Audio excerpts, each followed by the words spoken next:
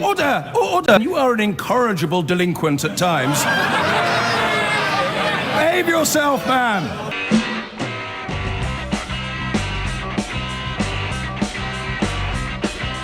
I've been going out with a girl, her name is Julie, but last night she said to me when we were watching telly. David's in Croydon. David, who do you think this is designed to delight? People like me. Yes. James. Too many foreigners here, right? Well, yeah. I mean, there's too many people in general. Too many people in general? Yeah, too many people. Right. So I've heard you say quite a lot before that if you look at the figures, then immigrants are net contributors to the economy. EU migrants, not non-EU. Right, okay. So if we use that as like a good thing to aim for, why don't we just skim off all the individual cases where they're not net contributors and get rid of them? Yeah. And then we're left with we've already only answered the desirable that. You've people. already heard that answered by the people you're actually talking about. They don't want to come to a country like that. Well, then we don't need... If we've got a threshold of 25... No, I understood what you said. You're just pretending not to understand what I said. We've spoken to all those people that you would, quotes, keep, end quotes. They don't want to come to a country where the rules are made by people like you. Okay. They don't have to, do they? No. So who's going to do the jobs they currently do? Well, like what? Mate, I'm not Google. I'm not Google, David. Jobs. No, okay, but... So, okay, well, let's take the medical engineer that we spoke to. Let's take the medical engineer that we spoke to. Who's going to do that job if she now feels unwelcome, despite passing all the thresholds? Somebody else from this country or... Yeah, of course. 11:30. Well done, David. Just proving it without realising it. Used to be funny. Now it's just tragic. Rob's in Hull. Rob, do you know? Hi, James. Yeah, I'm happy with the points-based system purely for the fact that it is a system, a filter. And the reason why is when we allowed, almost unlimited EU migration, about 2003, 2004, I forget exactly. I worked in the pharmaceutical industry in a factory job in the labs. I'm just going to pause you briefly and check that you know that we didn't have to do that. Lots of other European Union countries chose to limit movement from the accession stage, and you know that even now we could have insisted that people had a job or demonstrated the means to support them within 3 months of arriving here, or they could have been required to leave, but successive governments elected not to do that. Yes, absolutely. That's what I'm getting onto, because I was there, I saw it with my own eyes, when literally buses of workers came to the factory. Yes. And no one's blaming the people that came here. Of course, they want to come here to try and... Well, I'm going to have to pause you there as well, because lots of people are, Rob, but I appreciate that you're not one of them. Some people are, I understand that, and you're always going to get the nut jobs. Well, they're not jobs, mate, are they? They are. That's the will of the people. But I appreciate you're not one of them. You've got legitimate concerns. Yeah, well, I choose to call them what I've called them. I won't repeat all right, that, but, fair enough.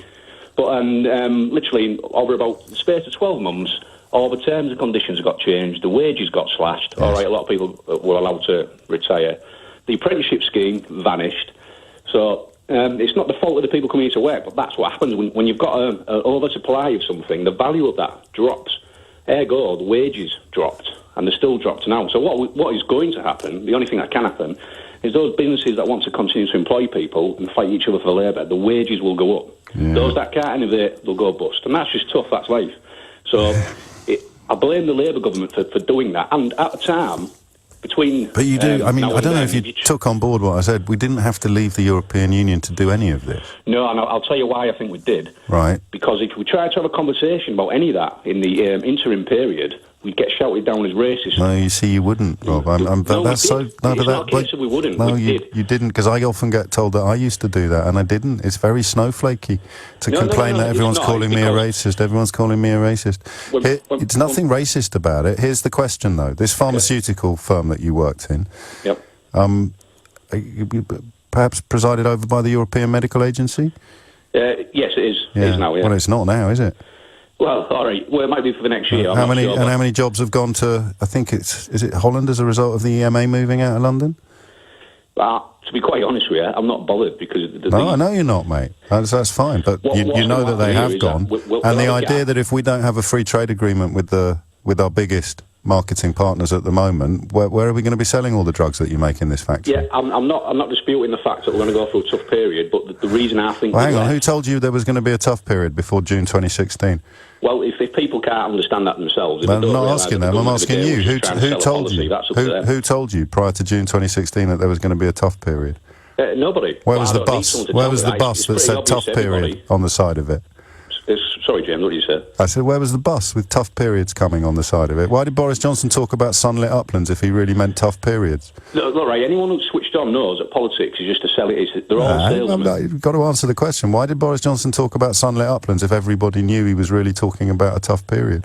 Because perhaps there's impressionable people out there will vote for things that aren't true. 17.4 million of them, minus you, yeah, because you knew what was going to happen. Everybody, all those 17.4 million knew what was going to happen. Yeah, they all knew that sunlit uplands was a lie, the bus was a lie, that there was going to be economic damage. They all knew it was going to be a tough period, in a didn't synopsis, why I think we left the EU. I think I already know why.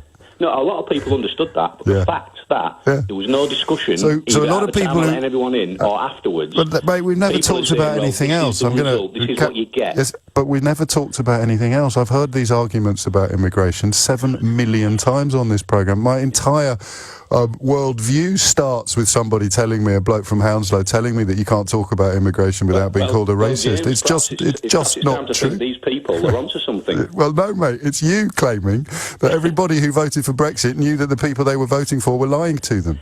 They weren't lying, they voted because we never had a chance to have that discussion. Every time we tried to limit immigration, they got told. That's not racist. true. They got told it was good for the economy. That's not true. It wasn't good for their economy. That's not true. It is true. That's not what we're talking about. You're claiming they all knew that they were voting for the opposite of what they told they were voting for. And you think I'm patronising. That's incredible. That's really incredible. But, the writing's been on the wall for some time. Everybody who voted for Brexit knew that their lives were going to get worse.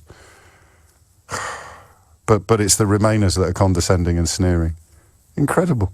11:43 is the time, Rob. I wish you well. I really do. And, I hope that pharmaceutical facility that you describe finds a way forward in the brave post-Brexit world where we will have to sell pharmaceuticals only into territories that aren't regulated by the rules that have been in place for the last 30 years.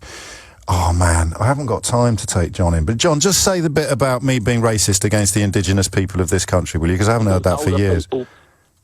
No, you're clever talking on the end of the phone, the way you talk. Yeah. You won't listen to nobody. No, I'm listening to you. Tell me that I'm racist. You just said to a fella, your world at 48 and his world at 38, a million miles apart. Yes. Well, let me tell you, my world and your world don't ever come together. And you know why he won by 80? But here you are talking to me. Because he won by 80. No, you can't be cocky with me. I'm not. I'm just pointing out that we've come together. You're now talking to me. When you keep on saying about all the people that run the... Oh, yeah. You make me laugh. You don't know the facts of life, my friend. Well, go on, educate me, John. Learn them. Educate me. What? I said educate me. Educate, yeah. You couldn't get educated because you've got a vision one way. Yeah, go on. Tell me what I need to know. Any other way but the way you want to see it. Tell me what I need to know. Unfortunately, I live in Bethnal Green. I go down Bethnal Green Road. Yes. Bethnal Green. Where the academy was, where you keep talking about this school. It used to be Dainford School. But all my mates used to go. I look at it now, I don't even recognise the place. And all the people I used to know have all run away. Are we talking about decorations or architecture? But architects. What do you mean you don't recognise your own street? I don't recognise walking up and down. I do not know anyone here. Okay. I don't know a soul here anymore. Have you tried being friendlier? Have you tried being friendlier? Whitechapel. What? Have you tried being friendlier? Be friendly. Because you sound quite rude and angry to me. Listen, rude and angry. There's an echo on the line. Is there an echo at your end? What? Is there an echo at your end? No. What? No. Who?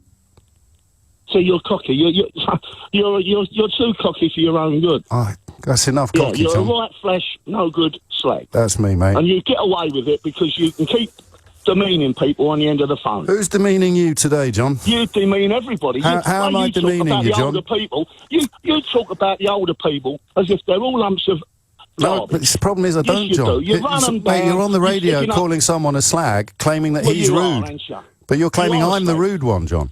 Well, I don't give a monkey if you think I'm rude. I'm a real person. I'm not one of you. Well, I'm not. make-out I'm not a people. robot, John. No.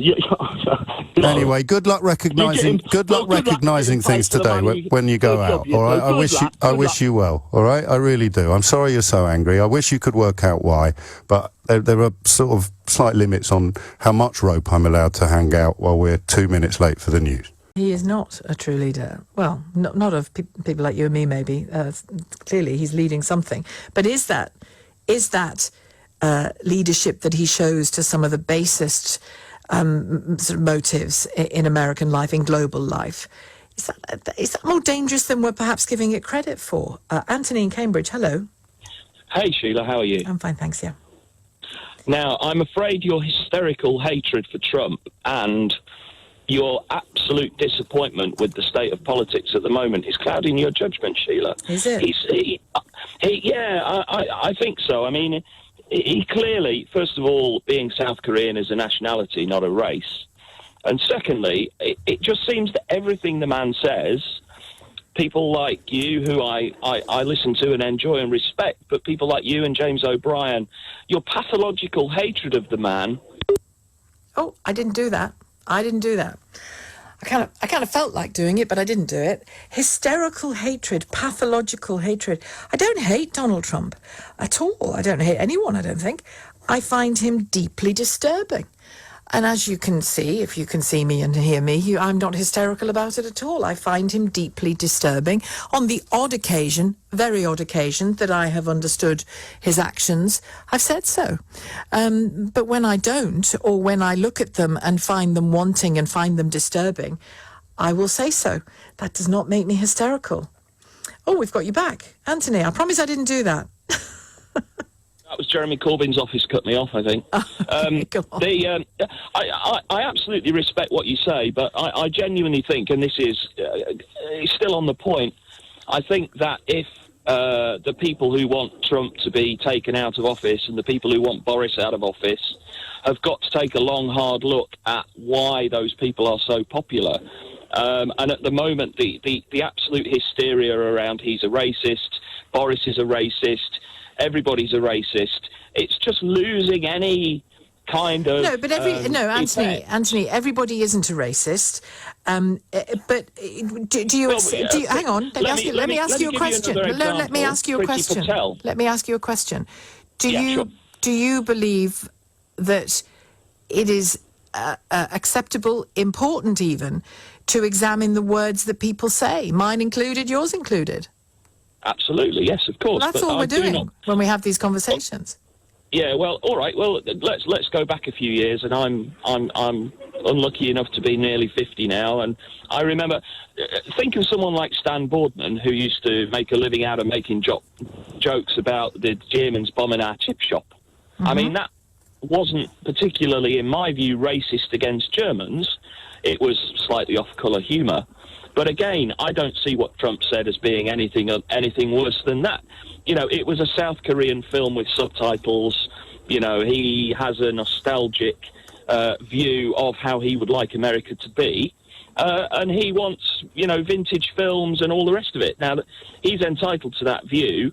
But I do think that, there's going to be another 8 years of Trump. There is absolutely no shadow of a doubt. No, there is. There's going to be another 4 years, not 8 years. I do beg your pardon, another 5 years, and there's going to be I do beg your pardon, Sheila. That's all right. And then there's going to be, 10 years of Boris, unless the left sort themselves out. I happen to think that Boris and Trump are two of the most sensible people around to be running things, but of course, I don't think many people agree with me. I'm not particularly talking about Boris Johnson being a racist here, but both men could be replaced by... in time, could be replaced by political leaders of the right just as easily as of the left, who just use perhaps more cautious, more careful language in public utterances and things they write. That's true, but I do think that's more likely to happen if the left don't sort their act out and stop throwing the word racist around like confetti, because it's losing any effect. We've had, even in the last week, in addition to Boris being accused of being a racist, Trump being accused of being a racist, we've had Priti Patel, being accused of being a racist. We've had the chap that Dominic Cummings hired screamed at as being a racist. It's almost like there's now a rubber stamp that whenever anybody says anything, you're a racist, you must resign. And I don't think it's doing the left any favours. Can I ask you a question? You mentioned Priti Patel. I'm not speaking specifically about her, but do you believe that people who are black or minority ethnic cannot be racist? Well, I've certainly seen evidence. Well, yes, I do believe that anybody can be racist against another race. Yes. Right. Okay. It's not an exclusive problem with white people. And Andrew Sabisky, the man that left the government no sooner had he joined it, the young man, he didn't just say this or that. He didn't just say something that one could disagree with. He was clearly arguing, not that long ago, because he's only 27, so nothing was that long ago. He was clearly arguing... I think it was about 7 years ago, wasn't it? He was clearly arguing that black people are intrinsically less smart than white people. Now that's white supremacy. That's eugenics, it's white supremacy. And even if it was 7 years ago, do you have that in your playbook? Do you have that on your CV? Yeah. I don't, because guess what? Guess what? I've never toyed with being a racist. Okay, well, look, I mean, I certainly agree that that's an absolutely outrageous view to take, and clearly it's a nonsense racist when you view look to at take. how So many... of course it's a racist view to take, so you have to question whether or not the individual saying it is indeed a racist. It's not the left, as you talk about it, making things up or calling everyone they disagree with a racist. It's examining the language of people who appear to be racist, and we're basing that on behaviour and language. I certainly am in my discussions about Donald Trump now. Keep your calls coming. Thank you, Anthony. We got there in the end. I should have come up with a better name for my business. A lot of you have pointed out that I'm supposed to be good at puns. If you're going to have a sandwich shop, the least you could have come up with is a decent pun. Jimmy's Eats. It's ridiculous. What if I put some Z's in it? Like Jimmy's Eats. No? All right. Sorry. Oh, it's doing all right then. At least the sandwiches are good. Anyway, the point is I've got 3 members of staff. They're all from other European Union countries, and they're all moving on at the end of the year. So February 2021, I need to hire 3 new people. And under Priti Patel's new immigration reforms, I won't be able to hire their natural successors. I have to hire, she says, from within the population. And when you point out that last week they were boasting about how high employment levels are, they respond by saying, well, what about the economically inactive? And when you say, what does that mean? It turns out that it means largely, not entirely, it means people who are on long-term sick, people who are really ill, people who are in full-time education, or people that have elected to stay at home while their children are young. So how do I get them to come and work in my sandwich shop? I genuinely don't know. 90 minutes after 11 is the time. Andy is in Mile End. Andy, what can you tell us? All right, where do we start? 20 years ago? Well, no, I'm starting in February of 2021. 20 years ago, company, right? At a company. Yeah. Okay, employed British lads. I'll taught them how to do building work, etc., etc. Fantastic. We employed local. All right, then in 2000, 2001, all right, we started getting a lot of migration into the UK. And every young guy that came into the UK was a professional builder. Well, obviously that's not entirely true, but we'll let it pass. It isn't. No, that's the point I'm making. Yes. Right, but the thing is, no one cared. The government didn't care at the time, about our jobs, about our children, our mortgages, our bills. They didn't care. Well, I'm cheap labouring. I don't know why they did it. Don't ask me why they did it. It was just too much. It was too much, too quick. We was put out of business, all right, along with other companies, local companies. They were put out of business. I can tell you that. I don't doubt anything you're saying. Sandwich bar. You talk about the sandwich who am I going to hire in February of next year? Well, you employ local. You employ our children. Why aren't they working? Why didn't they apply last time? Why didn't they employ last time? Because they've got cheap labour. So how much do I have to pay, do you think? I'm paying 23 grand at the moment. How much am I going to have to pay my sandwich workers? You pay someone on their work. O'Brien's Baps. I'm changing the name to O'Brien's Baps. I think that's got more of a ring to it. But Andy, I've heard. I'm not going to argue with you. Talk about O'Brien's batch. I think you can go down to Morrison's, Sainsbury's. You can go down to any supermarket and get a sandwich for £2. Well, that's why I have a very careful employment. That's why I interview. You see, because that's why I'm looking for enthusiasm and I'm looking for talent and I'm looking for a bit of spark. You pay people merit. You pay people what they're worth. Yes. Yeah. All right. So where am I going to get my staff from in February? And with respect, over the last hang on. Years, when you say with respect, you're about to say something afterwards. So I said with respect, I'm talking about people who've still got businesses. Well, I mean, if I was really brutal, I suppose I'd say, why would I take advice from someone who went under? Yeah, but I'm not brutal. I'm not brutal like that. And if my business had gone under, I'd blame it. I'd blame it on foreigners. But foreigners. You tell me why we went under, and I'll tell you. I'll tell you why. Foreigners. No, not just necessarily foreigners. Well, what else? It was the cheap labour of foreign labour. Yeah, foreigners. That's what it was. Yeah. It was, foreigners. I'm a foreigner. Yeah, we're all foreigners. All right, we're all but foreigners. But you're all right. I don't mean you. I mean the other lot. No, what other lot? Well, the other lot, the cheap lot. No. You can't throw that at me, right? I didn't throw anything at you. No, you're not going to twist this one. I've got a sandwich business going bust, and you're talking about builders in 2002. This is not very useful to me, Andrew. No, but at the end of the day, what happened then is happening now, isn't it? But it's vice versa. No, well, I don't know what that means, mate. What you're saying is you're caring about the people now. What about the people then? No one give a damn. That's simply not true. I mean, I know that. I know that retrospectively, it's very, very seductive to claim that nobody gave a damn. But I was in this job, mate, and we talked of nothing else. I could open up my phone lines every morning, and there you would be complaining about Eastern. It was, I think, 2004 was the cut-off point rather than 2000, 2001. But these are exercises in hair splitting, and I mean, to be fair, you haven't said they were all sleeping 15 to a room and this, that, and the other. I'm happy to accept that as reality, even though I don't think it was. I'm happy for the purposes of these conversations to say, yeah, that was all true. It's got absolutely nothing to do with today. Absolutely nothing to do with today. And also, I mean, are you telling me that if I want an extension built next week or next year, I'm going to have to pay a lot more than I currently do? Because they probably should have explained that when they were selling this policy as well, especially to people who are poorer than me, who maybe couldn't afford to pay a little bit extra to have a downstairs loo put in, or to have the cellar tanked, or to have the loft conversion done, or whatever it may be. I think if you're going to bring in immigration reforms designed to increase wages, you need to tell everybody in the country that their cost of living is about to go up. But you never like it when it's explained that way round. ¿Dónde está el papel higiénico, por favor? Jamie is in St Bridges in Wales. Jamie, what would you like to say? James, I've got a name for your cafe, mate.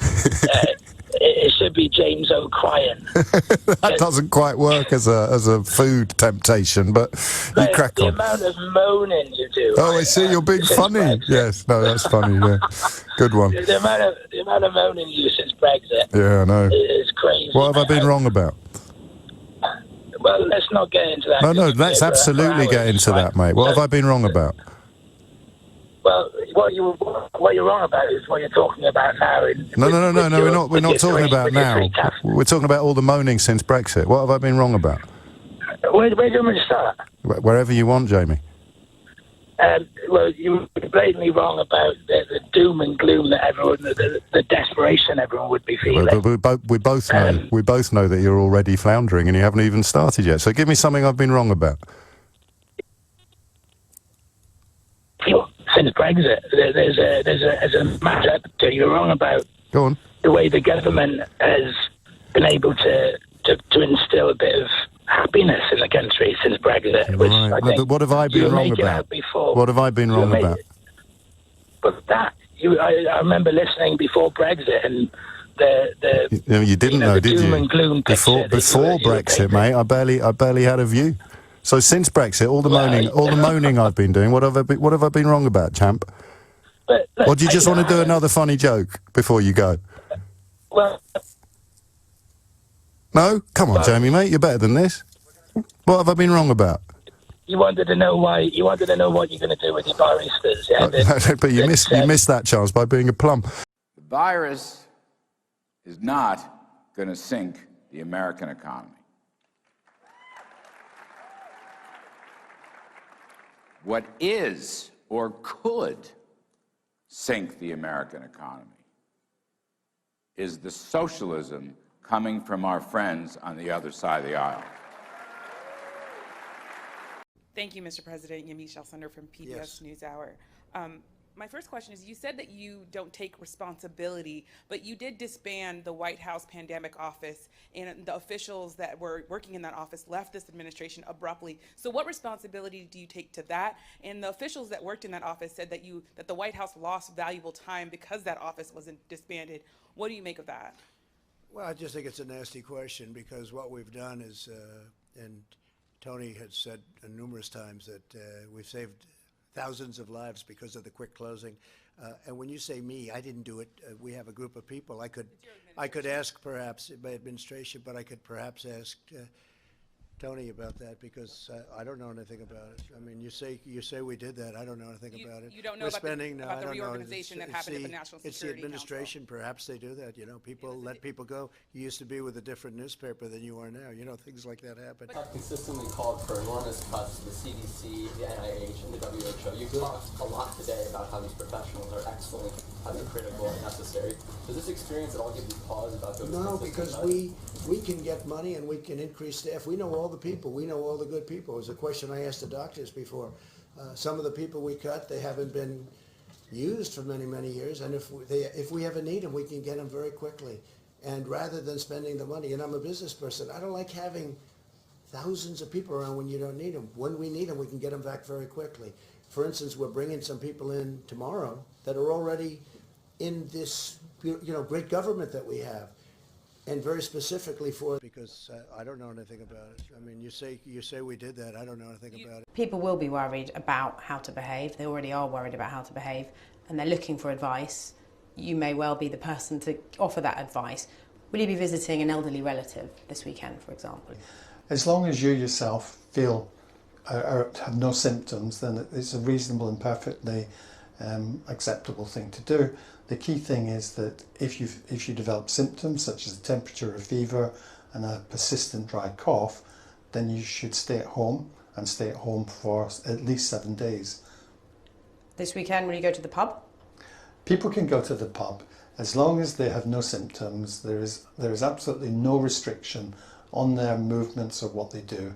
And what about slightly bigger gatherings, like a wedding, for example, where everybody knows each other, everybody's likely to kiss each other because it's a family thing? Do you think weddings are something that you shouldn't go to? What we do know about the virus is that you're unlikely to be infectious when you don't have symptoms.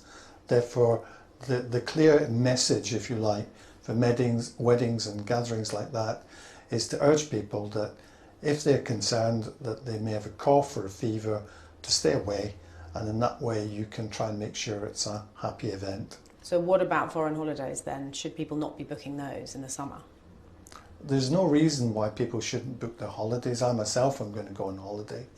The chances of getting coronavirus abroad in the UK will be broadly similar. Because you're a strapping great young man. Why are you so worried about this virus? I can't believe it. Because if I get it, I'll pass it on to other people. Well, that's too bad, isn't it? Because what do you mean it's too bad? I don't care whether we have a lockdown or not. I hope we don't, because regardless of that, if you're going to get it, you'll get it anyway. That's There's absolute no point. nonsense, Chris. No, it isn't. No, it is nonsense. And people have been cooped up indoors all winter, and we've had the most glorious weekend weather for ages. Where were you at the weekend, Chris? And you want to stop people getting out? Where were you at the weekend? Well, I went shopping on Saturday to Asda, then I went to Stokes Bay and had a walk along the front and sat on the beach for a while because it was so beautiful. Unfortunately, my husband couldn't come with me because he's recovering from a stroke. Yesterday we went to the cemeteries in Fair Oak and Eastleigh to put flowers on our mother's graves, and we called in to see a friend. So you called in to see a friend? Yes, and she didn't mind at all. How old is your friend? 78. You yes. are irresponsible. No, I'm not. You are irresponsible. Going to see your friend. You are causing panic. I'm not causing panic. This is the government advice that you are flouting. No, the government are stupid. I mean, Boris Johnson is an idiot, so I won't even go down there. Chris, I sincerely hope that you are wrong. I'm very nice. It's always nice to talk to you. I sincerely hope you are wrong. But if you went around all those places in the shops where we know people are not staying apart, and then you went to see your 78-year-old friend, you are irresponsible. You are a frightened man, and I can't understand why. Because I don't want to pass this on. I don't want to get it, and I don't want to pass it on. Don't be silly. Don't be silly. You'd survive it. What are you worried about? But the person I pass it to might not. Your 78-year-old friend might not. I'm 75 as well. You might not. So if we get it, we don't actually care. We've had our lives, so stuff it, you know. So you're happy to die for a day at the beach? Yeah. Right, bye, Chris. Sorry, but I can't deal with any more of that. Living in fear of is what's happening to this country. And, you know, Tucker, no one reached out to me and said, as a senior citizen, are you willing to take a chance on your survival in exchange for keeping the America that all America loves for your children and grandchildren? And if that's the exchange, I'm all in. And that doesn't make me noble or brave or anything like that. I just think there are lots of grandparents out there in this country, like me, I have 6 grandchildren, that what we all care about and what we love more than anything are those children. And I want to, you know, live smart and see through this, but I don't want the whole country to be sacrificed. And that's what I see. I've talked to hundreds of people, Tucker, and just in the last week, and making calls all the time, and everyone says pretty much the same thing, that we can't lose our whole country. We're having an economic collapse. I'm also a small businessman. I understand it, and I talk with business people all the time, Tucker, and my heart is lifted tonight by what I heard the president say, because we can do more than, you know, one thing at a time. We can do 2 things. So, you know, my message is that let's get back to work. Let's get back to living. Let's be smart about it. And those of us who are 70 plus, we'll take care of ourselves, but don't sacrifice the country. Don't do that. Don't ruin this great American dream. So you're basically saying that this disease could take your life, but that's not the scariest thing to you. There's something that would be worse than dying. Yeah. And look, I'm going to... So it's for all of us to do that, and that's what we're trying to do. Thank you. Can I turn next to Robert Peston from ITV? Oh, shit. Hello? Afternoon, Robert. What's interesting, too, you know, we're talking about this, and every day we're talking about different topics because we're moving in, hopefully, the direction of getting to where China is now or South Korea is now, and just getting some improvement. But I was thinking, you know, I live in the city. You can't go back to the... You can, but I don't want to, because I don't want to be around the area that's infected the most. But I'm thinking, like, all the bills that are stacking up at my apartment. You know, we've got to think about that kind of thing. If you bought clothing before all of this happened, if you want to return it, or store's gonna you know, waive that 30-day period where you can get your money back if you need to return something. These are all the things. People are staying home. Women, I mean, y'all don't think about this, guys, but you know, this is not a priority. But women have to get their hair done. I saw someone tweet out, you're going to see what color our real hair is because our roots are going to grow in. Women, all my friends are saying, you know, this is not a priority. People are dying, and I realize that. But they can't get their nails done. You know, businesses are closed everywhere. We're in priority mode right now. It's pharmacies and it is grocery stores. Those are really the only places people are going now. Steve? Mr. President, you tweeted earlier linking the closing of the country to your election success in November. Is this Easter timeline based on your political interests? What do you mean by my election success? No. You tweeted. You said that the media wants the country to remain closed to hurt your odds of being reelected. The media would like to see me do poorly in the election. I think lawmakers and economists on both sides of the aisle have said that reopening the country by Easter is not a good idea. What is that plan based on? Just so you understand. Are you ready? I think there are certain people that would like it not to open so quickly. I think there are certain people that would like it to do financially poorly because they think that would be very good as far as defeating me at the polls. And I don't know if that's so, but I do think it's so that there are people in your profession that would like that to happen. I think it's very clear. I think it's very clear that there are people in your profession that write fake news. You do. She does. There are people in your profession that write fake news. They would love to see me for whatever reason, because we've done one hell of a job. Nobody's done the job that we've done. And it's lucky that you have this group here right now for this problem, or you wouldn't even have a country left. Okay. The coronavirus. This is their new hoax. We have it totally under control. It's one person coming in from China. One day it's like a miracle. It will disappear. When you have 15 people, and within a couple of days it's going to be down to close to zero, we really think we've done a great job in keeping it down to a minimum. I like this stuff. I really get it. People are surprised that I understand it. No, I don't take responsibility at all. Priorities USA Action is responsible for the content of this ad. I know a number of people who've had to cancel weddings, or yesterday at 8:30 p.m. discovered that they'd cancelled their wedding because of what Boris Johnson was saying. But funerals are a different matter, aren't they? You remember a call we had yesterday from a woman whose mother had died the day before, not of coronavirus. But it's difficult, and you want to invite who you want to invite. You want to have the kind of service that you want to have, and you want everyone who wishes to pay tribute to be able to pay tribute and to pay their respects. But it looks as though a rather scaled down version of those things is what will be possible. We'll find out more with David Collingwood in about 15-20 minutes time, Director of Co-op Funeral Care. In the meantime, Brandon has called from Norwich. Hello, Brandon. Afternoon, Sheila. How are you doing? I'm not well. Getting there.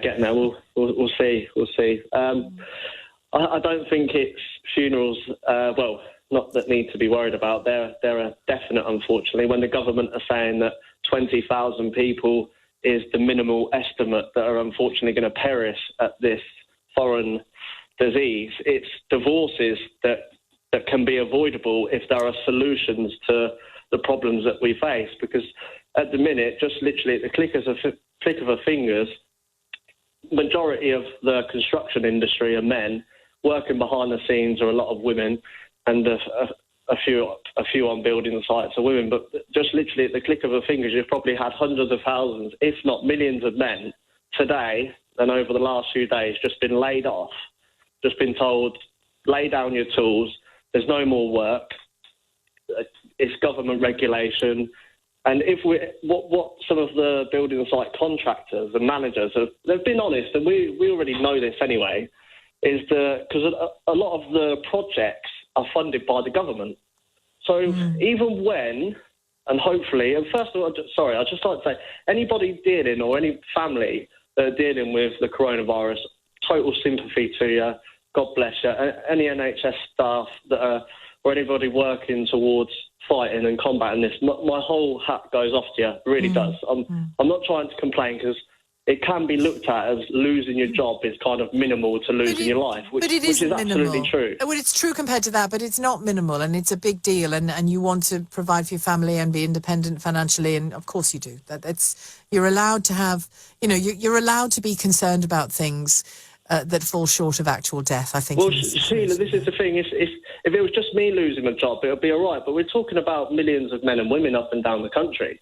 Do you know what I mean? And when we look at our leader of the country giving a 6-minute video to give us some kind of reassurance, pre-recorded, probably scripted by not even himself, probably Cummingham's, Dominic behind the camera saying, yes, say this.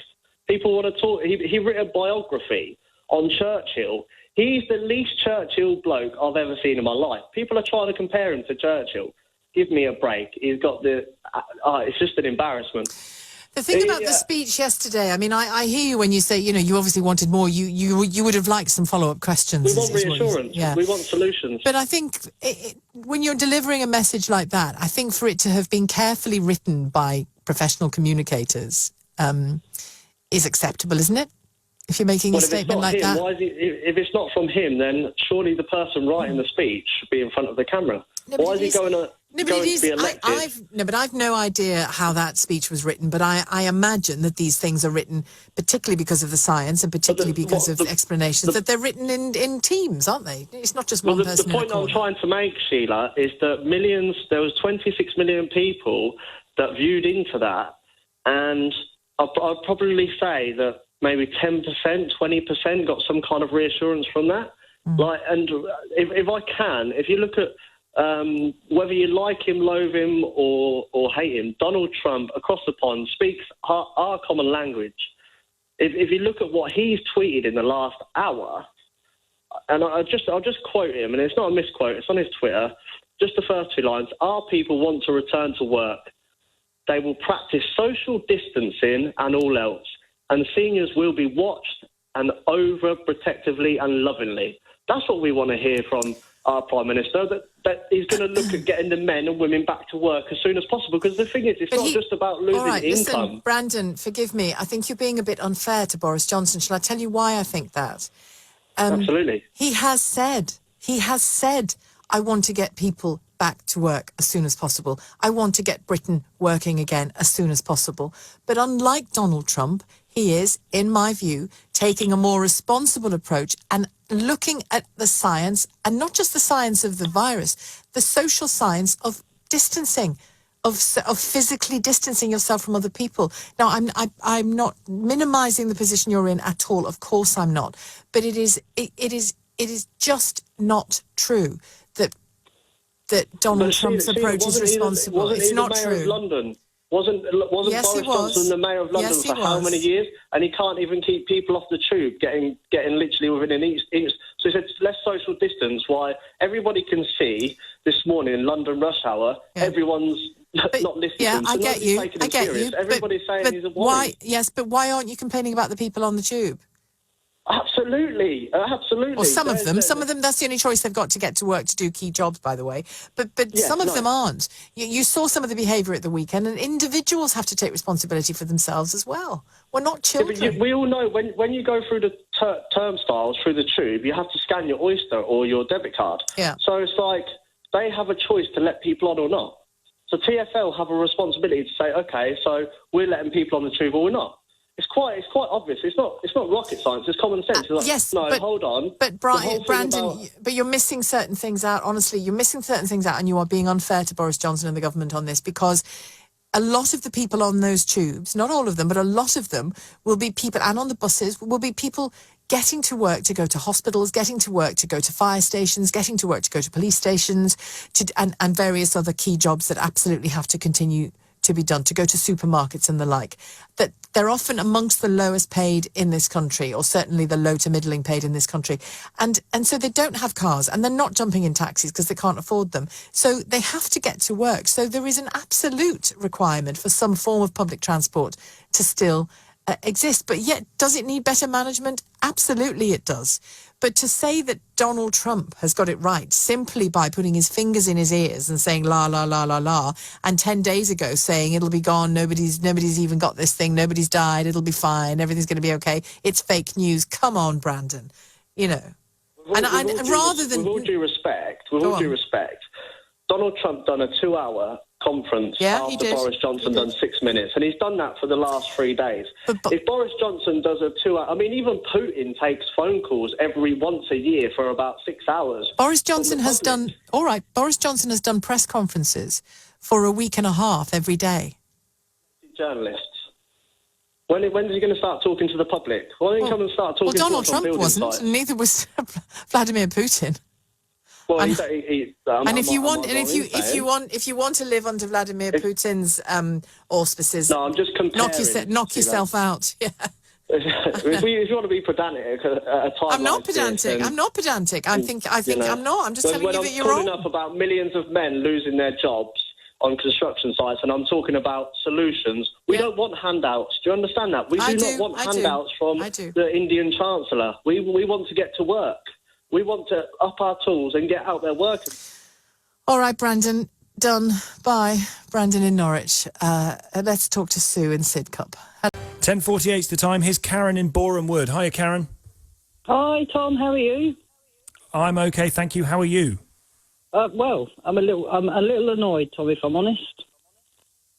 So, firstly, I want to ask you, I'm sure you're a great reporter and great whatever it is that you do within the world of media. Can you tell me how many people, sadly, passed away this time last year of flu? Oh gosh, well the median, I think the average is about 8,000? Right. So what are we currently at? For what? For coronavirus? Well, yeah. 400, I'm afraid, now. Right. And I'm 400 afraid plus. too, and I'm sad, but I'm sure people are going to hate me, and you might do, and other people might disagree with me, but I'm trying to get some perspective here. How many people died of flu last year in the UK? But Karen, I've got know figures what of 14,000. Yeah, Yeah? you know what the response to Tom, this is, sorry, though, let me Karen. just finish. Tom, did you report about them 14,000 last year? Do you have that radio show this time last year about people dying of flu? Did you? Nope. Nope. You didn't, did you? You haven't got Brexit now to talk about, and I'm wondering, I believe this is a media fast. You've got nothing else to talk about. You've got nothing else to do but to panic us and to scare us. How many people have died, Tom? 422. Well, can I, that's Karen, tragic Karen, and that's terrible, yeah? Karen, you've got to let me speak now. You've made your point. Okay. You must know why this is a big deal. This is not media hype that has led governments across the world to shut airspace, to close businesses, to stop the economy from functioning in a normal way. You must understand that the reason why this is a big deal is because this is a new virus, never seen before, with no vaccine, no antibodies to defeat it, no real understanding of how it works. The only thing we know about it is that it spreads like wildfire and people are dying of it. That's why it's different. That's why it's scary. That's why it's forcing countries to close down in the way they are. It is not media hype designed to worry you in Boreham Wood because we can't be bothered to talk about Brexit anymore. Well, I'm sorry, but, you know, I'm sad that everyone's going through these tragic times. I'm supporting a neighbour. Karen, I'm sorry, you're not sad that people are going through this. You're presumably, you look at it and think, what on earth are people worried about? So no, I don't think you are sad. I think you are looking for reasons to not be frightened, which I understand. I don't want to be frightened by this either. I would much rather this all went away. The reality is you cannot stick your head in the sand when it comes to this thing. You can't be a conscientious objector when you've been conscripted into a fight against it by your own government. You can't just sit there in Boreham Wood and carry on as if life is normal, because it isn't. No, I agree with you. It's not normal, but I've just asked you, 422 people have sadly passed away. How many people this time last year died of flu, and did you not report it? That was my question to you. Do you know what the projected figures are for deaths of this virus? Many thousands. Do you know what the number is? No, I'm not a reporter. I don't know. Many Well, thousands, you don't have to be a reporter. You just have to be even mildly interested in what's going on. What, are you telling me I'm not interested now? No, I'm telling you that you are sticking your head in the sand about it. Yeah, I'm telling you that you are ignoring what's going on in order to pursue some... No, I'm not ignoring. I'm not ignoring. I'm going to work. I'm supporting my family. I'm supporting 2 elderly people. I'm supporting my mum with a disabled daughter. I'm not burying my head in the sand. I'm just trying to keep it all in perspective. That's all I'm trying to do. I'm not burying my head in the sand, Tom. Do you think governments are acting in a way that is over the top and unnecessary? No, I didn't vote for Boris Johnson, but I'm actually in awe of him. I'm amazed by him. I love the way You're in awe of him doing something that you believe is nonsensical and not worth it, and no point in bothering about, because there have only been 422 deaths. No, you've taken... Now, there you go, there's the media, only. I never said only. It's tragic that 420... I'm asking you to tell me, and you can't do it, can you, Tom? How many people last year died of flu, and did you report on it? You can't tell me that. You just said 14,000 people died of flu last year. That's what LBC have told me, because I listen to it every day. Is that number higher or lower than the year before? And I don't know, because I listen to LBC. There you go. You don't seem to understand, the year before. You didn't tell me what happened the year before. You don't seem to understand why this thing is different to flu. Do you understand why this is different to the flu? Yes, because it attacks a different part of the gene. I understand that. But you still, Tom, haven't answered my question. How many people died last year of flu? And what did you do to report on it? 14,000. What did you do to report on it? Well, people talked about the NHS winter crisis that was happening at the time and the spreading of the flu that was going around. That's all you said, the winter crisis. But you didn't shut down shops. You didn't cry out this, that and the other. You did nothing. Do you know why? But, Karen, do you know why? This is why I don't think you are that sad about it. This is why I do think you're burying your head in the sand about it. The reason why this is different is because this coronavirus, COVID-19, is new. It has never been seen before. Flu, there are vaccines, there are jabs that people can have. People build up immunity to it. We have never seen COVID-19 before, ever. It is a mutation of a virus that has happened only once, and it is happening now. You know what? We'll have to agree to disagree, because I respect you, I respect LBC, but I disagree because you still haven't answered my question. But disagree How many with what? people I don't understand what you're disagreeing about. You, 14,000. I'm just asking you the question. And I'm saying to you, 14,000. Last year, March, 14,000 people in March last year died. I don't think it was per month. No, it's over the course of a year, isn't it? I'm asking you the question. I'm not arguing with you. I'm trying to ask you a question because you're. And what's your point? So there you go. You've got the answer, and your point is, well, it's 14,000 of flu, and it's 422 of this. So I asked you to. That's your point, though, isn't it? That is your point. I'm asking you a question. You're the media, and you can't answer it. There you go. I literally, how many more times do I need to say 14,000?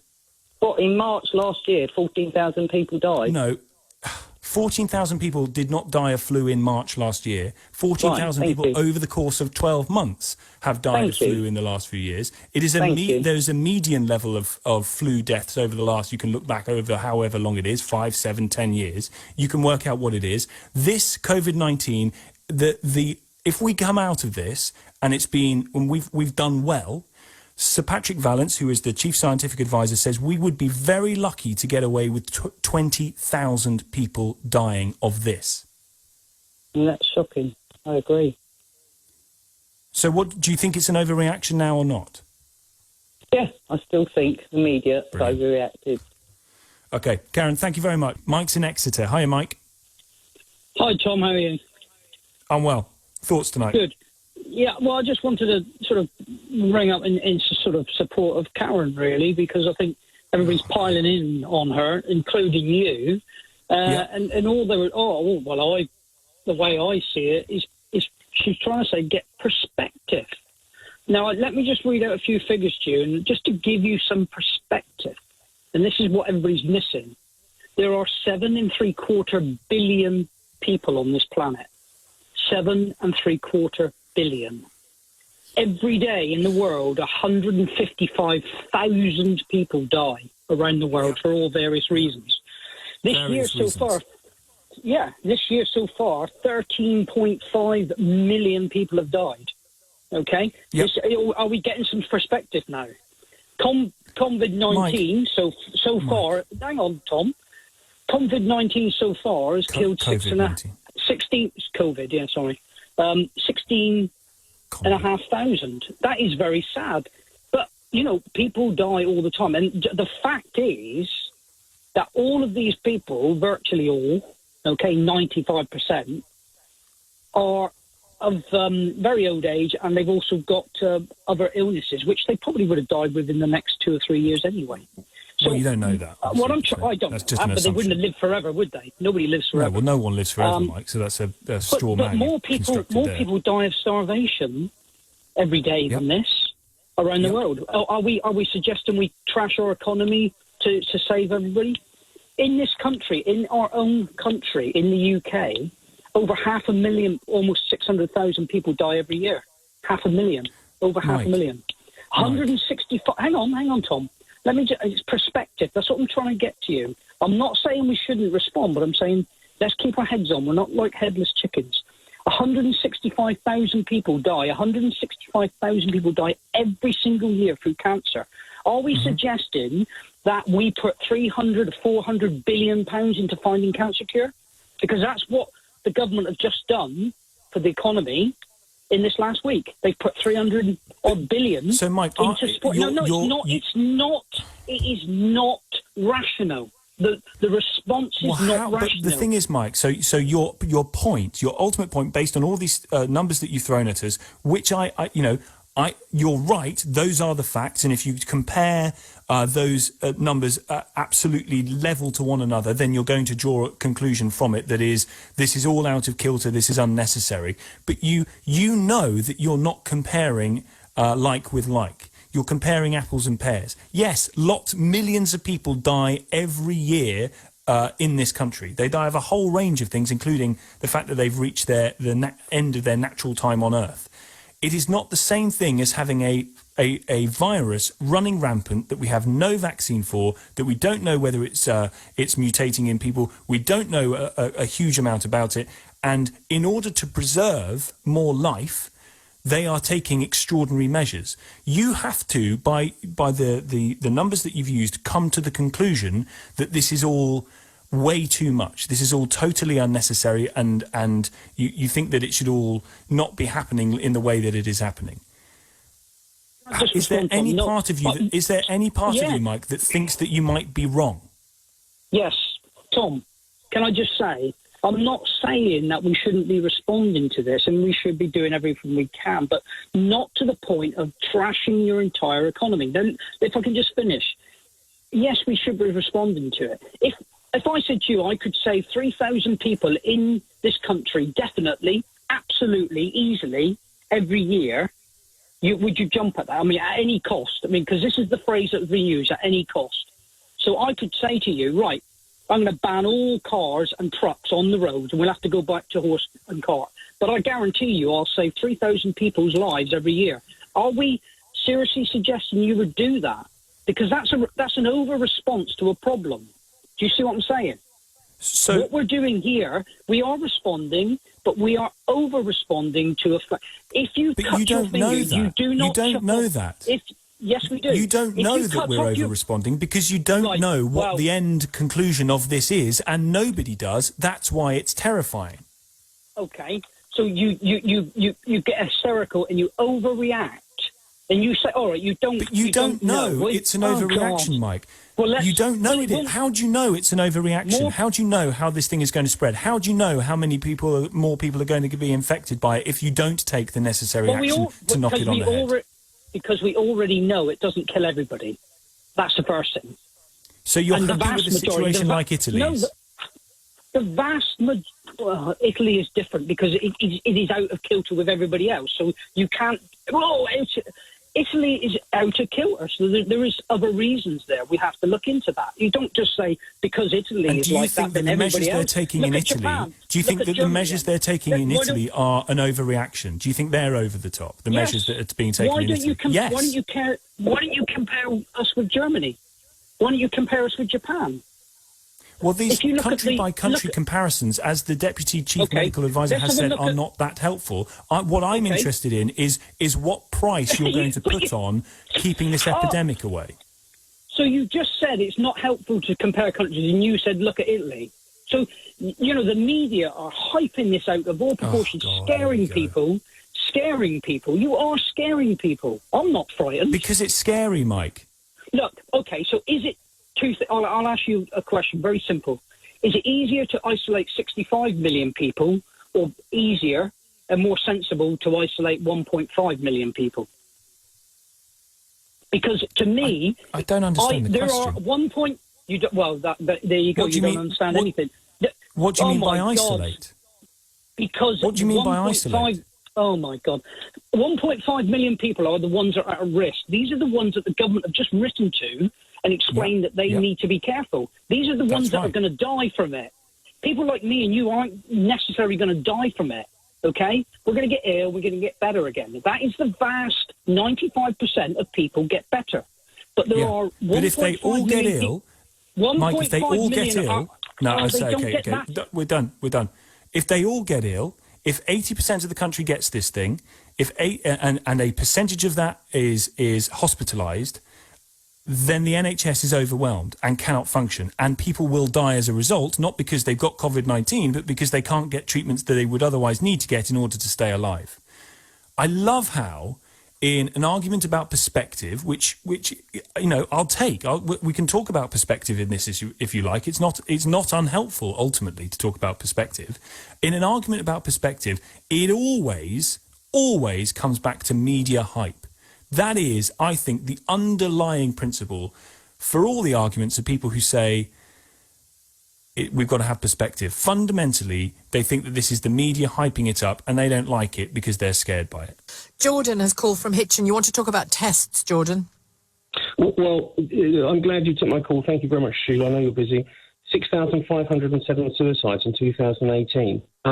7,500 deaths from alcohol in 2018. The MP, Nadine Dorries, she's 62 years old. She's been cured from coronavirus within 48 hours. So the government's got the cure. No, hang on. No, she wasn't cured within 48 hours. No, don't shut up. It's fine. But just to be accurate, she went through a week or more of intense sickness and then was still ill and then revealed that she was getting better. She just recovered from it. It was 48 hours, Sheila. No, but she wasn't better in 48 hours flat. No, but whatever's made her better within a short space of time, the government should release that to all of us, because why withhold it? She wasn't given any special treatment. So how come she's cured and back on the front benches? Last night on TV, I saw her on Commons TV sitting in a miniskirt and looking very smart. Because she was one of the first to get the condition, probably in the country. Time passed and she recovered from it, like many people do. If this government wants to help the people of Britain, Sheila, they would stop all tax, national insurance, council tax payments, credit card bills. They would say, you know what, we're going to help our people. This government is not for the people. So what's going to happen is the people are going to say, we've had enough and we're going to go back to work, and you try and stop 66 million of us. Go on. Jordan, I'm pleased to say, thanks for your call, but I'm going to leave it there. I'm pleased to say that 66 million people aren't quite as angry as you are about things, and they're trying to cooperate with one another and trust one another and work together to keep as many of us as safe as possible, and hope that those dreadful statistics that we've seen in France, in Spain and Italy don't befall people in the UK. So I'm going to leave it there, thanks. I don't think your call or your tone is particularly helpful to the current situation. You know, perhaps you could sort of take it on the chin, take it all in one go, and allow the disease, as it were, to move through the population. In terms of building up a herd immunity within the UK, what sort of percentage of people need to have contracted the virus? Probably about 60% or so. When you look at infections across whole communities, when you get up to about 60% of people who've had it, you get something called herd immunity. To try and reduce the peak, broaden the peak, not to suppress it completely. Also, because most people, the vast majority of people, get a mild illness, to build up some degree of herd immunity as well, so that more people are immune to this disease. You've got to remember, there was a government 2 weeks ago, Boris Johnson publicly was essentially jovially bragging about shaking everybody's hand who had the coronavirus in hospitals. 4 or 5 days later, he was talking to us about herd immunity strategy and the fact that that was the right way to go. And 3 or 4 days later, he was then talking about an isolation strategy. It does seem that the strategy has changed. As I listened to the Health Secretary yesterday, and he said that this herd immunity is no longer their strategy. We changed our strategy a couple of weeks ago from the herd immunity strategy to the suppression strategy. I've been working on epidemic preparedness for about 20 years, and completely dispassionately, without elevating the temperature or speaking hyperbolically. This is the most frightening disease I've ever encountered in my career, and that includes Ebola, it includes MERS, it includes SARS. There were some countries who initially talked about herd immunity as a strategy. In New Zealand, we never, ever considered that as a possibility, ever. Herd immunity would have meant tens of thousands of New Zealanders dying, and I simply would not tolerate that, and I don't think any New Zealander would. No, well, Victoria, I can tell you that I'm shaking hands continuously. I was at a hospital the other night where I think there were actually a few coronavirus patients, and I shook hands with everybody.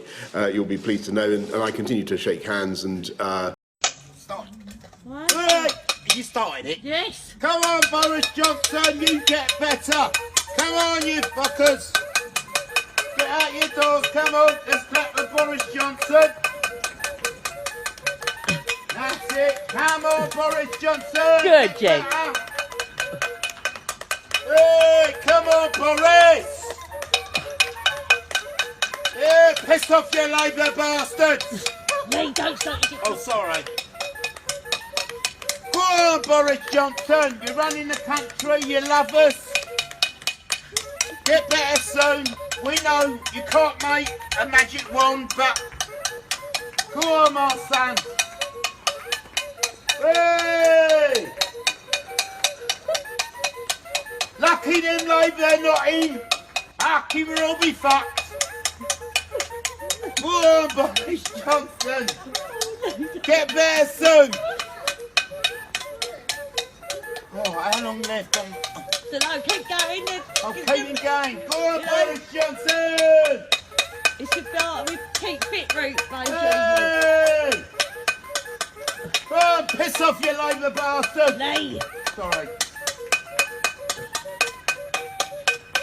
Oh, it must be a minute now. I don't know.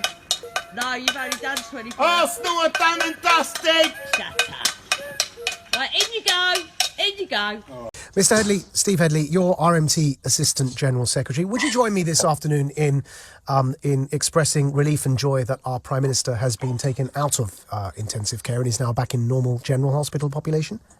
I've not come on your programme to discuss that. My personal views on Tory politicians are well known. They're not the views of my union, and I've not come on your programme to discuss that. I'm just wondering if you're happy as I am that the PM is out of intensive care and is no longer, his life is no longer apparently at risk. Well, I mean, people can draw their own conclusions. 9,000 people, or 900 people died yesterday because of the failure of government policies. I'm not on here to give my own personal views. But you did. But you have given your personal views. You said I don't want to offend you, but if Bojo pops his clogs, I'm throwing a party. I'm not on here to give my personal views. Bye bye. You said you'd party if the PM died. Well, that's interesting because we've had a 15-minute, relatively good conversation on the issues that the Assistant General Secretary of the RMT, Steve Headley, cares about, which is great. I mean, he cannot dispute that we gave him plenty of time to speak about the issues that were really important.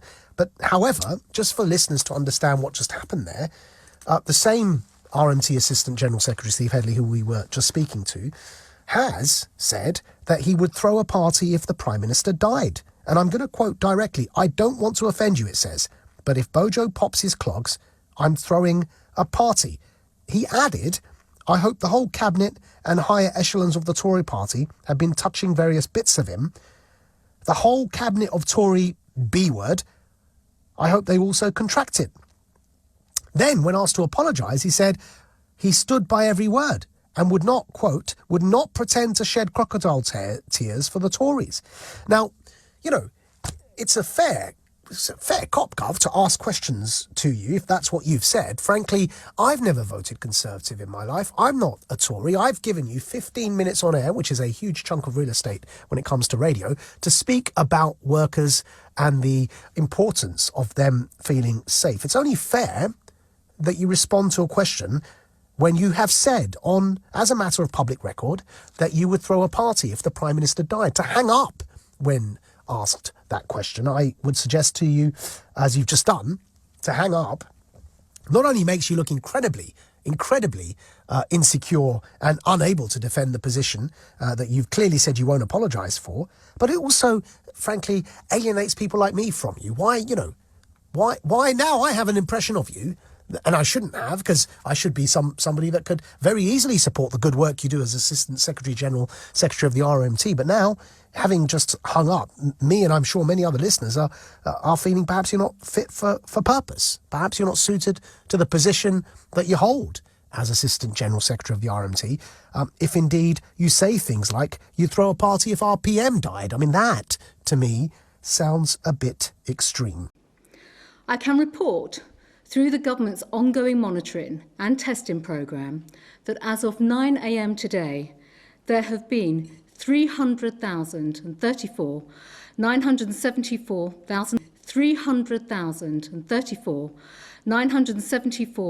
tests carried out across the UK, excluding Northern Ireland. Let's go to John on the line from Northampton. Oh, good morning, Maajid. Welcome. Tell us what you think, John. Well, I mean, it's unacceptable that we got doctors, nurses, and those in the medical profession dying on the front line for us. But we constantly hear about these people who've come here to help us. I think we need to remember that the people from Asian countries or other countries around the world, they come here for better prospects, better working conditions, better wages. They don't come here because they've had a calling from us or the NHS and, we need to go to the UK. I mean, many of these people will be at even higher risk back in their country of origin than they are here. And it's still unacceptable. I don't get the point. We should remember that. John, I don't get the point you're making. How is that relevant to this conversation? Well, I mean, I'm just hearing about... I sort of get the impression that we've got to praise these people for coming here. Who are these people? We're talking about a majority, a lot of Asian, African doctors and nurses and those in the medical profession. But they do come here for a reason other than just because we need them. John, it sounds to me like you're begrudging having to thank these people. No, not at all, Maajid. So why have you... But wait, let me ask you... Hold on, John. I'm not racist. My best friend's black. But let me just ask you a question, right? Seriously, jokes aside, why have you decided to call up a radio show to just make the point? Why do we have to thank these people if they came here for their own selfish reasons? Why are you so motivated to call a radio show to make that point, that I don't really want to have to thank them because they came here for their own selfish reasons? Not that at all. Then what are you saying? Then please distill for me your main point. What is it? Agree to disagree, mate. No, I want to hear your point. What is it, John? No, we'll just leave it like that. No, I just want to understand what it is you're trying to say. What is it you're trying to say? I'm just saying that we are thankful that these people are here, but it's not their reason for coming here. So you are calling a radio show to say that you are calling a radio show to say thank you, but aren't you?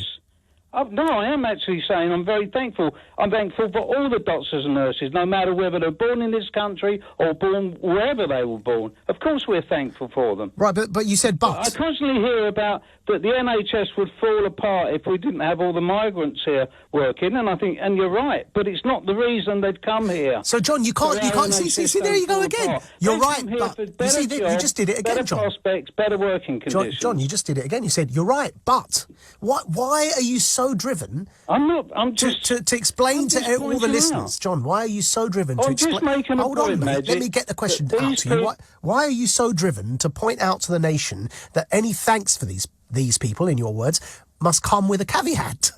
Why does it bother you that much that you have to caveat? Well, I thank them, but they did come here for selfish reasons. Wages and conditions were better in their country. They wouldn't come here. Well, John, I don't want to really get into that with you because I can assure you there are many facts. I can assure you there are many facts there, including the fact that if you look at the Indian subcontinent, that it pretty much was pillaged through colonialism, and all the wealth was brought here, and it still sits in the British Museum. You can include all the African countries for that as well. If you look to the Commonwealth, that's pretty much what happened. But I don't want to get into that because it's a distraction from the topic. I'm really curious as to why you felt so motivated to call a radio show and say, thank you, but you came here for your own reasons. All I'm saying, Maajid, is that it's a case of the people come here for a better life, better condition, better prospects.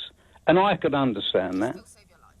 And if somebody saves your life, John, John, forgive me. How old are you? Or just give 74. me. Right. So you're in a vulnerable group. If you've, God forbid, and I do not wish this on even my worst enemies, and you're not my worst enemy, but if you contracted COVID-19, right, and I do not wish this on you, but if that happened hypothetically, and a migrant NHS staff worker saved your life, as they did the Prime Minister's, would you say thank you, but just remember you came here for your own selfish reasons? Is that the kind of thing? It's not selfish reasons. Why is it? Why is it? Is that how you would thank them, John? Don't put words in my mouth. No, would you stand up and say thank you, but remember you came here for money? Is that how you'd speak to them? I was a migrant once to Australia. No, John, I've asked you a question. Can you answer it, please?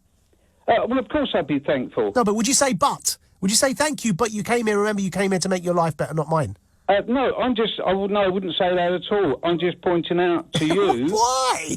What has it got to do? Why is this thanks so begrudging coming from you? What is the... No, I don't begrudge at all. It feels like you've had to, really struggle hard to utter the word thank you. We constantly hear about the reasons for why people have come to this country, as if they've come here for us. So people don't do that.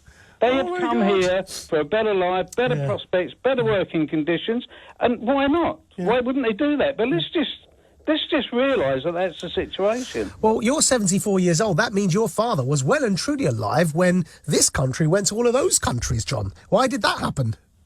Went to all those countries. Oh, well, I mean, he had to go to Africa and those countries during the war, yes. No, I mean for colonialisation. Why did that happen then? Oh, you see, now, you know, this is... now you're turning the tape. No, I'm not. I mean, you said they came here to make a better life. I'm saying it's a bit more complicated than that. John, it's just a bit more complicated than saying they came here to make a better life. Remember, you're talking to somebody whose grandfather came here, which is why I'm pushing back here and saying to you, it's a bit more complicated. My grandfather came here, he was serving in the British Navy, right, John? So you can't just say they came here. Do you know how many people from the Commonwealth died in World War II fighting for Britain? You're just putting words into my mouth. No, I'm not. Yes, anyway, John, we're way over time. It's been out to be a racist. All I've done is point out something. John, why do these people come here? And not for the reasons that you would probably think they've come here for. Right. So, John, thank you very much. Goodbye. Imagine the Prime Minister saying, and I want to thank Jenny from New Zealand. But just remember, Jenny, you came here for your own reasons, not to save my life. What kind of horrible Scrooge-based thanks is that? I don't want to thank Lewis from Portugal, but remember, Portugal, it's not too good in Portugal, is it? The economy nearly failed a few years back, and you know, there was a lot of crime, and so, yeah, just be thankful you're here, Lewis, but thank you for saving my life anyway. But just remember, you came here to make your life better, not mine. Thank you, but. Let's go to Jennifer on the line from Hampstead. Hello, Maajid. I've just got 3 points. I just wanted to see if you could let me ask them and give me your opinion on them. Yep. Now, I agree with 2 of your callers. One saying, you know, that the international doctors and nurses only come here for to better their life, because if they're doctors and nurses, why not work in their own country? And the second point is, you know, the lady that said that we should send our doctors and nurses abroad, I agree with that. But I also think that because we have doctors and nurses in Britain that are of all nationalities, that are born here, know the system and know how the medical field works, gives a certain level of professional standard, why we can't just hire our own doctors and nurses instead of them going to medical school and then sitting there without a job. So Jennifer, that's why I object. Jennifer, this idea that what I found really strange about the chap's call who called in and said, yeah, you know, thank you, but they came here. Remember, they came here for their own improvement. So, you know, but is why, look, you know, how would you have received the PM's message if he said, thank you, Jenny from New Zealand, but remember, you came here for your own reasons, you know, so just remember that.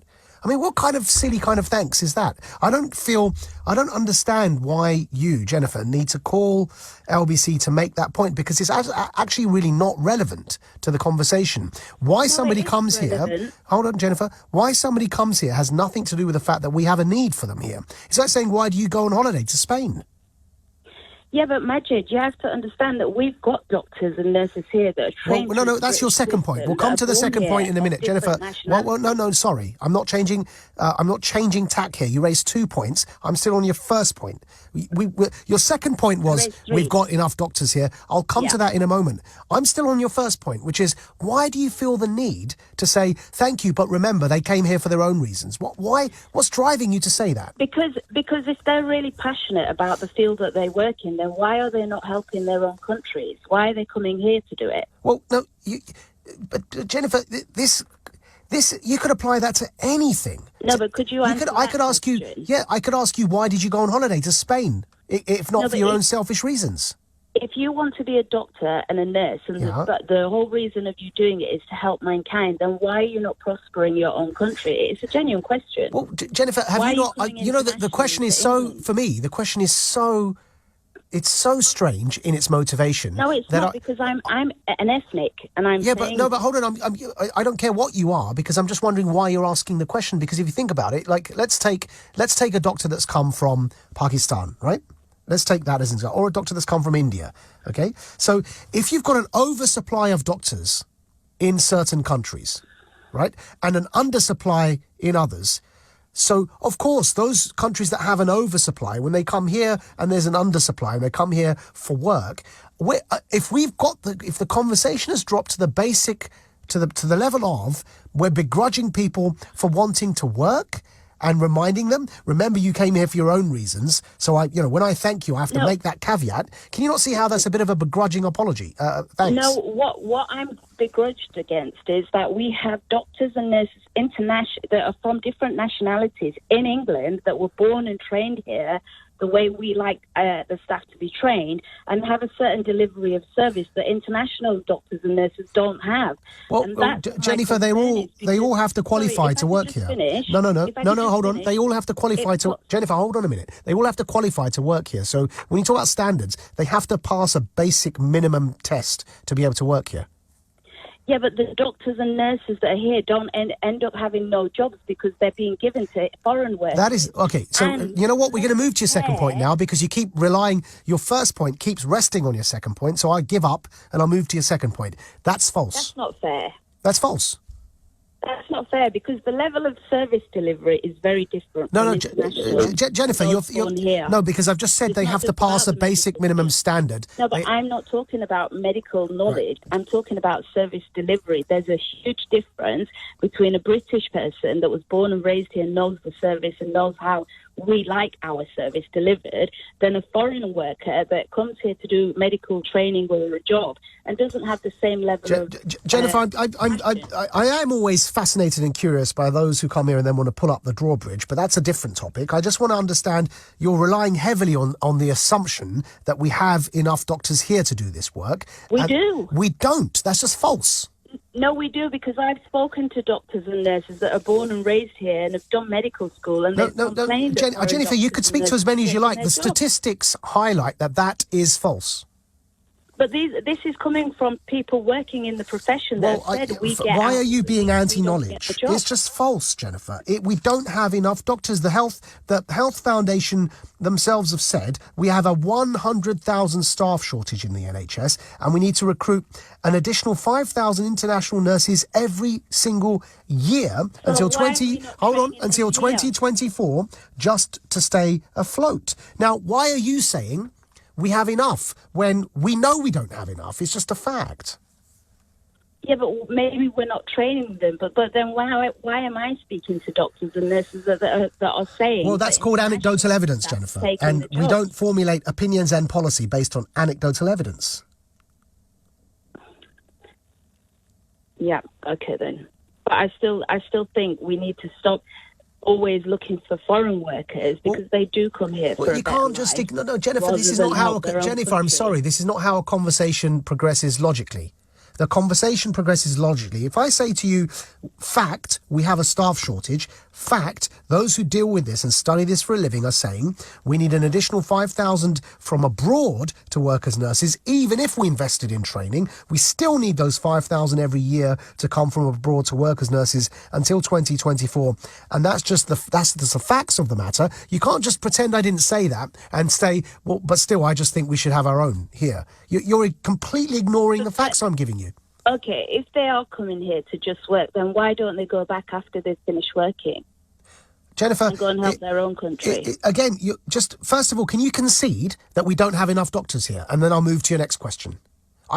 When I have a conversation with somebody, I try and have hold on. When I have a conversation with somebody, I try and have it based upon some logical assumptions, which if logic is put forward, the other person then responds to that, not ignores it and then continues to make a different point. You're saying that statistically we don't have enough doctors and I'm nurses, not saying that, Jennifer. And I'm not saying that. No, I'm saying the Health Foundation is saying that. No, Jennifer, I'm not saying that. I'm saying the Health Foundation is saying that. People that study this for a living are saying that. And Maajid and Jennifer don't study this for a living. So why is it that I've met people that are in medical training, nurses and doctors, and saying they can't get a job because the jobs are being given to foreign workers? That's called anecdotal evidence. That's called confirmation bias. You've heard somebody say that to you, doesn't mean that's what the actual figures are nationally. Do you see? But it's not one person, it's several, plural. That's called confirmation bias. It's like when you go on Twitter and everyone agrees with you because you've blocked everyone that doesn't agree with you, Jennifer. Okay, we'll agree to disagree there, but then tell me... No, we shall not agree to disagree, Jennifer. I'm sorry. That is not how I think life should work. I refuse to accept agreeing to disagree on facts. But Maajid, you're talking as if you don't value experts. This is a fact, Jennifer. The fact is we don't have enough NHS supply for NHS staff in this country. You can't pretend that's not a fact. Why don't we train more staff here then? Why don't we train them? Because if we train them, we still don't have enough. That's what the Health Foundation... I mean, I don't know how else to explain this to you. I don't know how else to explain this. But the point is, I'm saying even if we train them, we still don't have enough because the Health Foundation are saying that even with the training and the investment, they're saying that they estimate the NHS will need to recruit an additional 5,000 international nurses every single year until 2024 just to stay afloat. So you can't just ignore that, pretend I haven't said that, and say, why don't we train them? Otherwise, the conversation goes round in circles and doesn't get anywhere, which is not the point of a conversation. Anyway, Jennifer, I hope, short of just repeat myself, going around and around in circles, that's all I'm going to say on that point. There's a text here. Sorry, I'm just looking at this. I lost the text. Let's see, I can find the text. The text here says, unrelated to that call, I'm responding to Jennifer. I'm a doctor. She kept going on about hiring homegrown doctors and nurses rather than foreigners. Can I say officially, there is not a doctor or a nurse in this country who is struggling to find a job. There are not enough doctors and nurses here. We need foreign help. I know this. I see it every day. Tell her to be quiet and sip her tea. That's from Trish in North London, who is a doctor. Hi guys. Hello. Do you work for the NHS? No. Who do you work for? For Community Fibre. So what are you laying? Fibre. Fibre? What kind of fibre? Fibre optic, 5G ones. But you're not supposed to be within 2 meters of each other, and you're supposed to be essential. Is this essential work? I think so. I don't know. He just sent me to do the job. I just can't. So I don't understand. It's not essential, and you don't work for the NHS. So why are you doing it? Does it not negate the government's guidelines? Yeah, if you want to make a complaint. Who do I complain to? Who's your boss? I have a number for a courtesy board. Where is the white van and the red barriers? If you want to call. But do you know what you're doing there? You're laying 5G. Yeah. You realise that, don't you? Yeah? Yeah. So you know that kills people. You know when they turn this on, it's going to kill everyone, and that's why they're building the hospitals. Yeah, but how do you feel? Do you have children? No, I'm young. Do you have parents? Just my mum. Well, how do you feel that when they turn that switch on, bye bye mama? Are you content to continue doing that job? Are they paying you well enough to kill her? You've just admitted that you're laying 5G, so that's basically why we're all inside, why you've got free reign of London. No? Everybody is on 5G. Well, everyone will be dead, so who's going to be playing on the internet and who's going to be on their PlayStations? We'll all be in hospital with on breathing apparatus. Why do you think they're building 25,000 sort of concentration camps of death in the London Excel right now? It's because of this wire here. I'm not having to go at you guys. I'm just saying, like, honestly, that's exactly what you're doing.